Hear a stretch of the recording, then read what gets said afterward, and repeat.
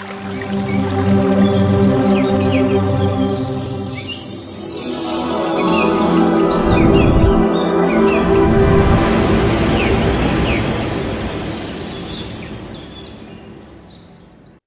బంధువులందరికీ ఆత్మ ప్రణామాలు. మాతృదేవోభవ, పితృదేవోభవ, ఆచార్య దేవోభవ. మనకి ఇంత చక్కటి జ్ఞానాన్ని అందించినటువంటి బ్రహ్మర్షి పితామహ పత్రిజీ గారికి, రమణ మహర్షుల వారికి, మహావతార్ బాబా గారికి, సమస్త గురుమండలానికి, ఈ భూమాతకు, ప్రకృతి మాతకు, ఈ విశ్వానికి అందరికీ కూడా ఆత్మ నమస్కారాలు.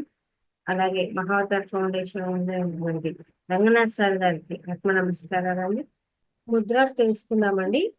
ఇవి దండ ముద్రలు. ఈ దండ ముద్రలు ఎలా ఎలా పనిచేస్తాయి, ఎన్ని రకాలు ఉన్నాయి అని వాటి గురించి తెలుసుకుందాము.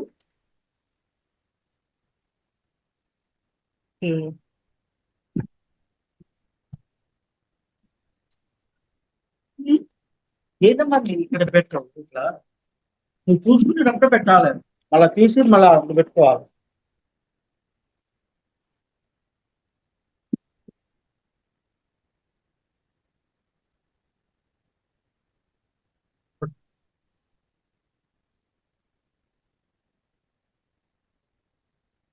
దండ ముద్రలండి. ఈ దండ ముద్రలు అనేవి 3 రకాలుగా ఉన్నాయన్నమాట. ఊర్ధ్వముఖ ముద్ర అనేది, రెండోది వచ్చేసి అధోముఖ ముద్ర, అలాగే మూడోది మేరుదండ ముద్ర. ఈ ఊర్ధ్వముఖ ముద్ర అంటే ఎలా చేసుకోవాలి? ఇది పద్మాసనము లేదా సుఖాసనము లేదా కుర్చీలో ఎలా అయినా సరే కూర్చొని కుడి చేతిని పిడికిలి బిగించి బొటనవేలు తిన్నగా పైకి చూస్తున్నట్టు ఉంచిన ఈ ముద్ర ఏర్పడను. దీన్ని జ్ఞాన ముద్ర అంటారు. ఇలా అండి, ఇలా పెట్టుకోవడం. మోకాలిపై ఉంచి అరచేయి ఆకాశం వైపు ఉంచవలను. ఓకేనా? ఇలా దీన్ని మనము జ్ఞాన ముద్ర అంటామండి. ఇది ఒక రకము. ఇంకొకటి ఊర్ధ్వముఖ మేరుదండ ముద్ర. ఇది ఎలా ఉంటుంది అంటే చూడండి, ఈ చేతులు ఇలా బిగించుకొని ఇలా ఇటువైపుకు బయట వైపుకు పెట్టుకోవాలి. ఇలా బయట వైపు పెట్టుకొని ఇలా చేతులు మోచేతుల మీద పెట్టుకోవడం. 2 చేతులు మోకాళ్ళపై అరచేతులపైకి ఉంచి వేళ్ళన్ని తిన్నగా తెరచి ఉంచవాలి. అంటే ఏది? ఇవి నెమ్మదిగా వేళ్ళన్ని మూసి ఇలా, బొటన వేలు మాత్రం తెరచి ఉంచి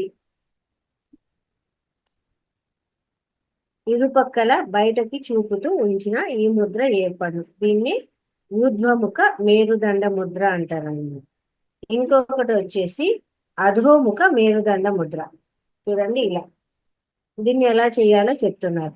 2 చేతులు మోకాళ్ళపై అరచేతులు కిందికి ఉంచి వేళ్ళన్ని తిన్నగా తెరచి ఉంచబడడం.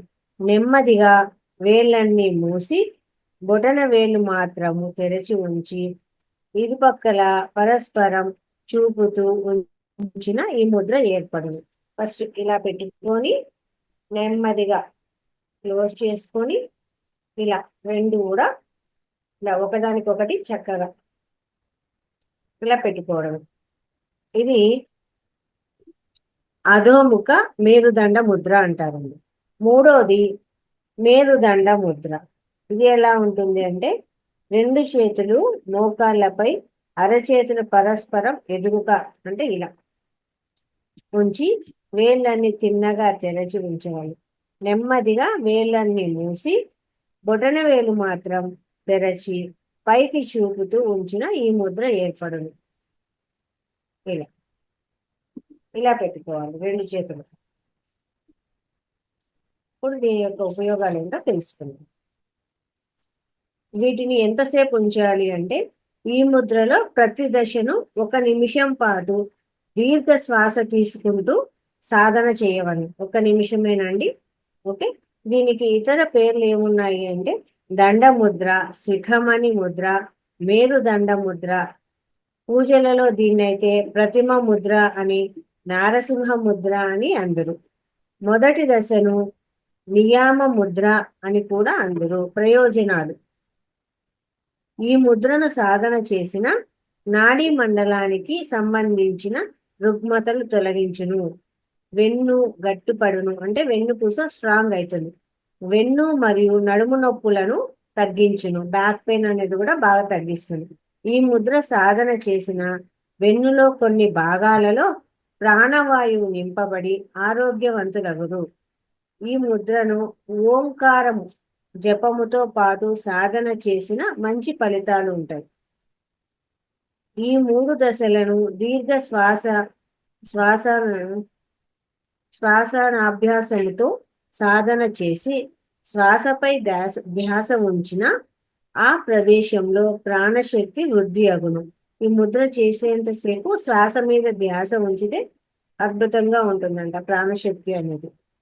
బొటనవేలు తిన్నగా తెరచి దండముద్రలో ఉంచిన వెన్ను సంబంధ వ్యాధులు నయమగును. ఇలా చేయడం వల్ల దండముద్రలో ఉంచినప్పుడు వెన్ను సంబంధ వ్యాధులు ఏవైతే ఉన్నాయో, బ్యాక్ పెయిన్, వెన్ను నొప్పి, ఇవన్నీ కూడా బాగా తగ్గుతాయంట. ఆక్యుప్రెషర్ లేదా రెఫ్లెక్సాలజీలో ప్రకారము వెన్నుకు బొటనవేలుకు సంబంధం కలదు. ఈ ఆక్యుప్రెషర్ నుంచి కానీ లేదంటే రిఫ్లెక్సాలజీ అనే దాంట్లో కూడా మనకు ఈ బొటనవేలు ద్వారా మనకు వెన్నుపూసకు సంబంధం ఉందండి.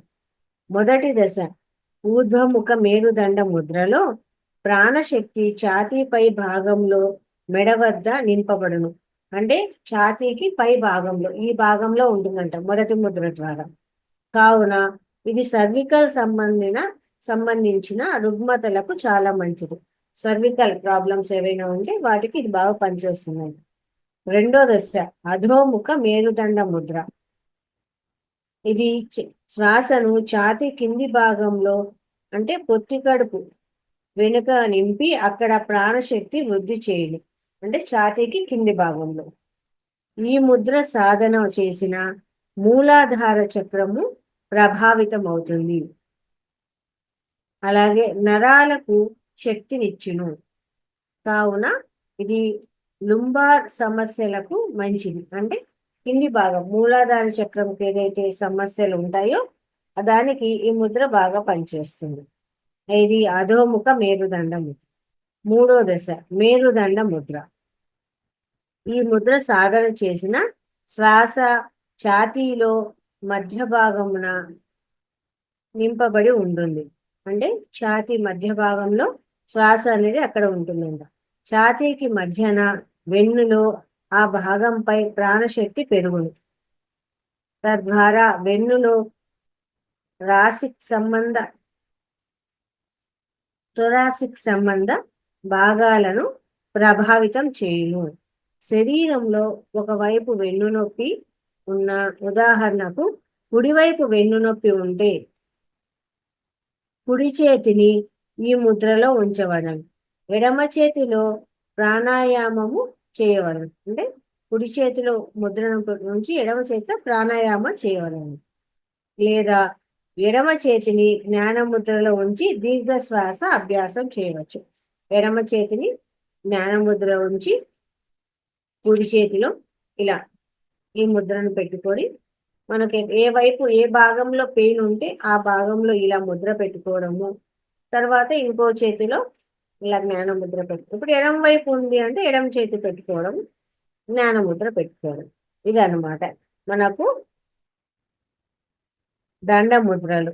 ఒకటేమో జ్ఞాన ముద్ర, రెండోదేమో ఊర్ధ్వముఖము ఇలా, మూడోదేమో అధోముఖం లోపలికి, మేరుదండము ఇలా. ఇదండి ఈ 3 ముద్రలు. ఇందులో మీకు ఏమన్నా డౌట్స్ ఉంటే అడగచ్చు.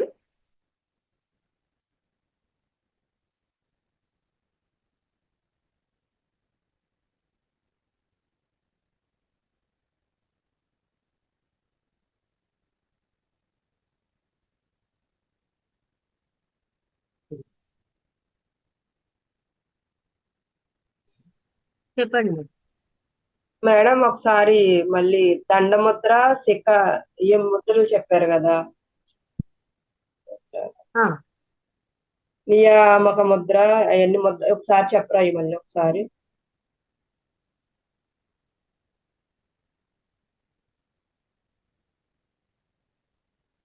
ఒకసారి ముద్ర చూపించమంటారా? ఆహా, వీటిని ఒక నిమిషం చేయాలన్నారు. దండముద్ర, శిఖ ముద్ర, నియామ ముద్ర, ఏంటి ముద్రలు చెప్పారు, ఒక 5 చెప్పారు, అవి అర్థం కాలేదు. ఇప్పుడు నేను చెప్పిన ముద్ర అన్ని కూడా ఒక్కొక్క నిమిషమే మేడం. ఆహా, ముద్రలు అవి అర్థమైందండి. నోట్స్ చెప్పినప్పుడు నాడి వెన్ను నొప్పి అని ముందు వీటిని ఒక నిమిషం చేయాలి, తర్వాత దండముద్ర, శిఖ ముద్ర ఏంటో చెప్పారు, అవి ఏంటి అర్థం కాలేదు.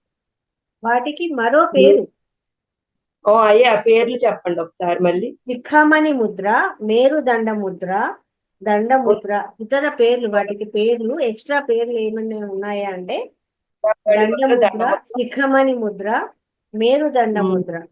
ఇంకా అదే పూజల విషయానికి వస్తే దీన్ని ప్రతిమ ముద్ర అంటారు, నారసింహ ముద్ర అని కూడా అంటారు.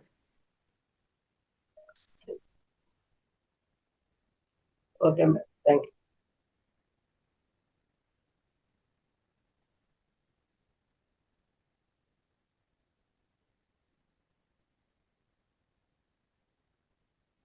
అంతేనా మేడం? Okay madam.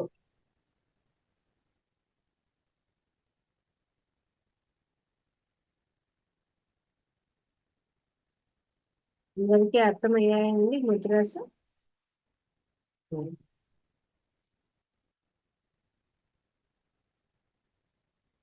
ఇప్పుడు నెక్స్ట్ జానకి గారు. ఓకే, అన్మ్యూట్ చేసుకోండి. జానకి గారు అన్మ్యూట్ చేసుకోండి.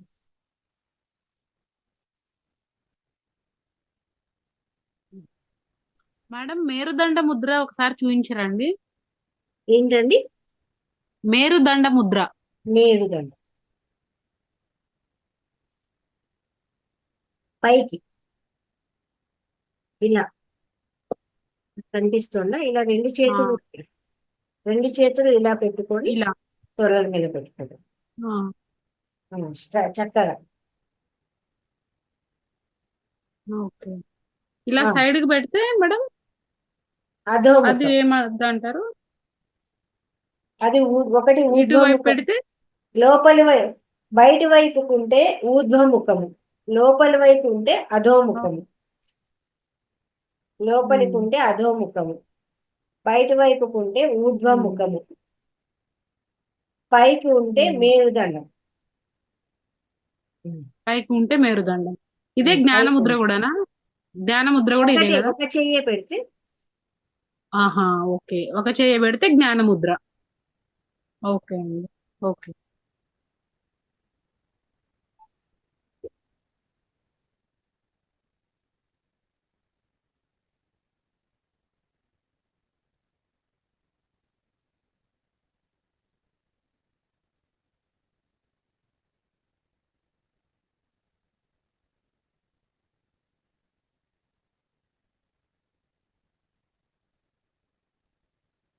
ఒక చెయ్యి ఇలా పెట్టుకున్నప్పుడు రెండో చెయ్యి జ్ఞానముద్రలో ఉంది.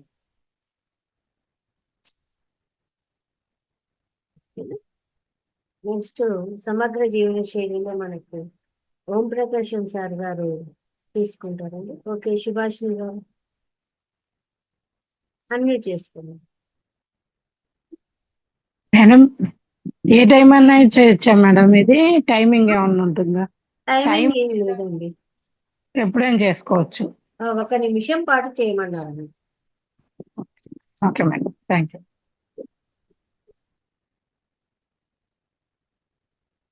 సాయంకాలం లోపల మామూలుగా ఏ ముద్రలైనా చేయమని చెప్తామన్నమాట. పొద్దున, మధ్యాహ్నము, సాయంకాలం అది దాటి చేయొద్దు. 6 తర్వాత అవసరం లేదని చెప్తాను. ఓకే.